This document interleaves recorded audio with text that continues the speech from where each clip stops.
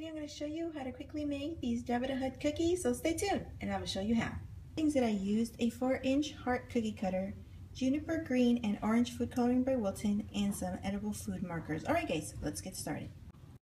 Alright guys, to get started, now what I did with my cookie cutter is that I just took off the point from the heart. Now that heart cookie cutter didn't have a really sharp point. It was kind of curved anyways, but I just kind of trimmed off with a knife just that the sharper point and kind of smoothed it out so it has a nice little curve all around. So now what I'm going to do is I'm going to face it towards me like this, where I have one of the sides of the heart facing towards me sort of flat like this. And what I'm going to do is now with my edible marker, I'm going to find, this is going to be my point here where I'm going to have the neck, so it works perfect. So I don't normally go so close to the edge, so I'm going to start around here and then just bring it across like that. So now at the point, I'm going to bring it down and make some little kind of like arches, and you know, that kind of looks like something. And so it's gonna be 2 little arches like that. That it doesn't matter if they're not even, that's perfectly fine because he has a lot of flab, so it doesn't have to be even, that's fine. So now around here I'm going to do the tail, so I'm going to start off right around here, really close to the edge here because he has a really long tail. So I'm just going to go like this and then go up and bring another piece here. So this is what you're going to have, and that's going to be the tail. Just going to wrap around like that. This will be your head, that's the belly, this will be like the chest area. So I'm going to go ahead and do my thick consistency icing so I can do my outline, and that's pretty much it. Okay, so now I have here a tip number 2, and this is the color that I'm going to go with. And what I'm going to do is I'm going to start off by just going over the outline that I already made really quick, and this doesn't need to be super thick. You don't even have to make these outlines, to be honest. I just wanted to make sure that I have an outline here because of that separation that I want. That's going to be somewhat minimal. It's not even going to probably make too much of a difference, but I don't want the icing to be completely flat. That's the only reason why I'm taking this extra step. Okay, so I'm going to go ahead and continue wrapping this all around. And again, you can skip this whole outline part if you wish. Just make sure that you do this one outline here. You're going to need thicker icing anyways for later, so it's not like you're going to make just a batch of thick icing and do one line. It'll come in handy afterwards, because I still have to do some extra outline details towards the end. So that's pretty much it. Now I'm going to flip this over and you'll see how that all came together, and you can see the shape come to life. So now I'm going to do the rest. I'm going to give this about 5-10 minutes just so I can grab a nice crust, and then I can go ahead and flood it in. Alright guys, so this has had time to crust a bit. So now I have here a tip number 4. You can use a tip number 3 since we're working in a small area. And just go ahead and fill it in.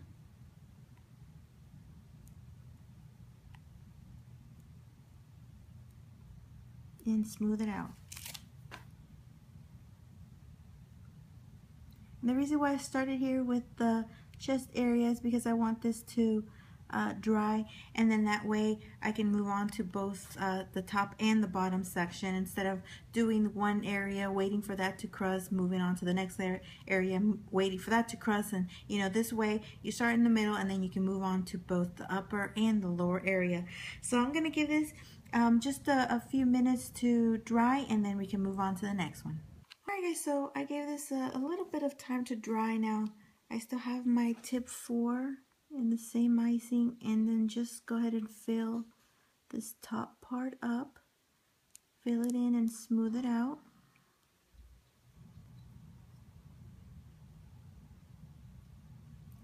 Okay, so once this is done, you can go ahead and continue on with the bottom. I do suggest starting off with this part here at the bottom.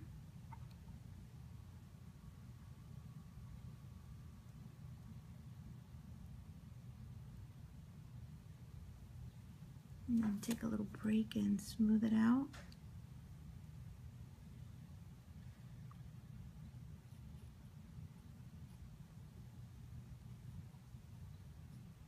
Okay, once you get up here, go ahead and fill the rest.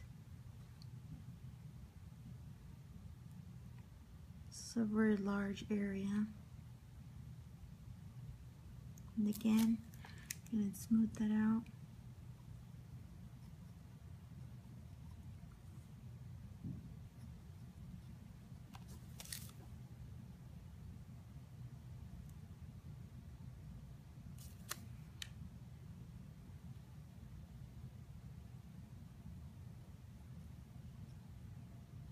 It's okay if you go over the line that we have here, because we still got to put the arms in there, so it's going to be hidden anyways.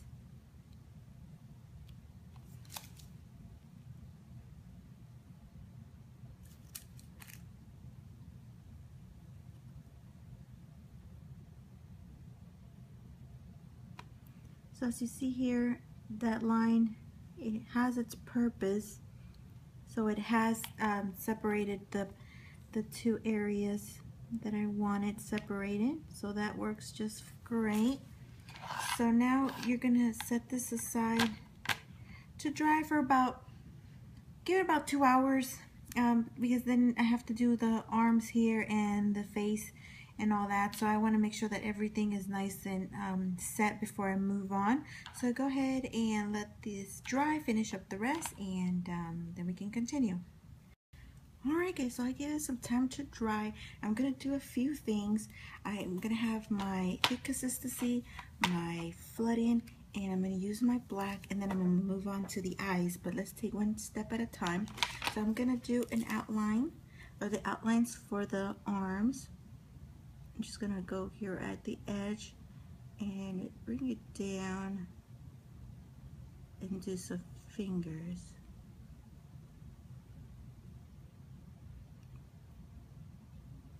And again here at the edge.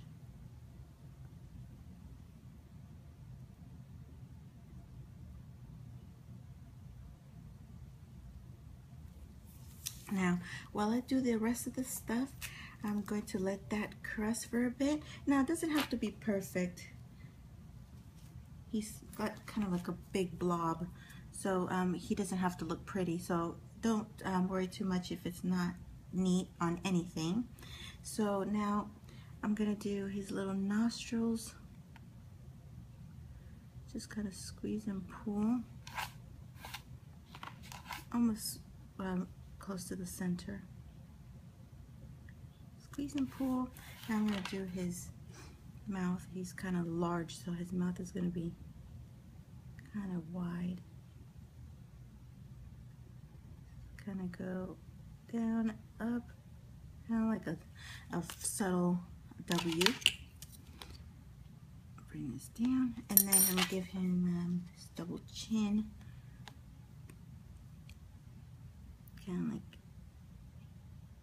another little W right there. Now I'm going to continue giving this maybe another couple minutes to crust a little bit, and then we can move on to the eyes. Alright, so now I have some orange color. His eyes are like orangey with red. You know, he's, I'm assuming, some type of reptile or something. So he has like, he doesn't have like regular white eyes. So now I'm gonna go ahead with my flooding consistency again, and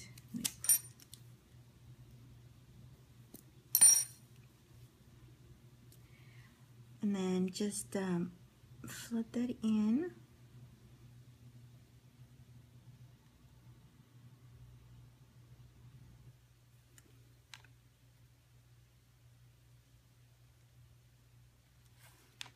Show you put out the little fingers. Okay, do the other one.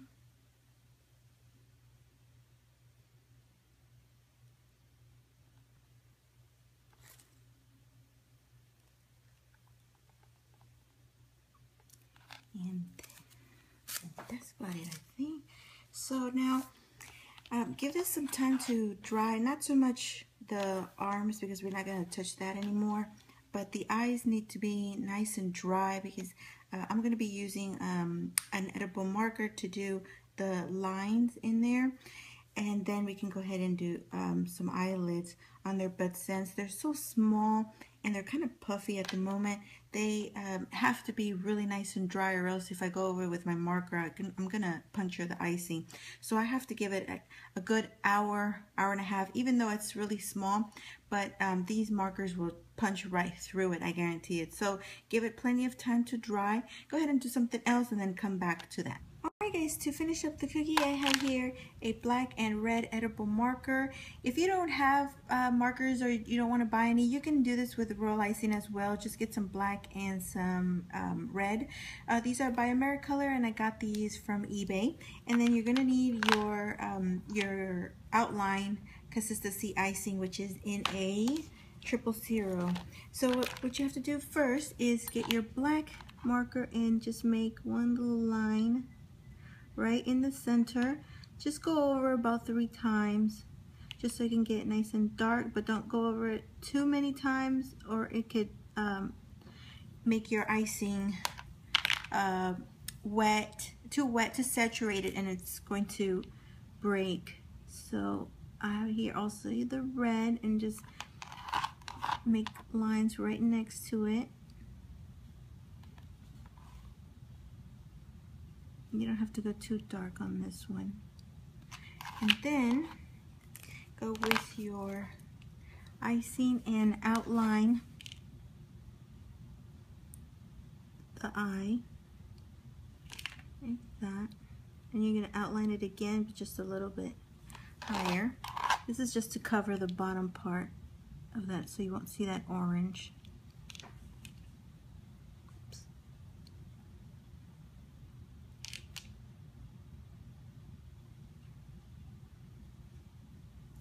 Okay, I'm going to bring down some of the peaks.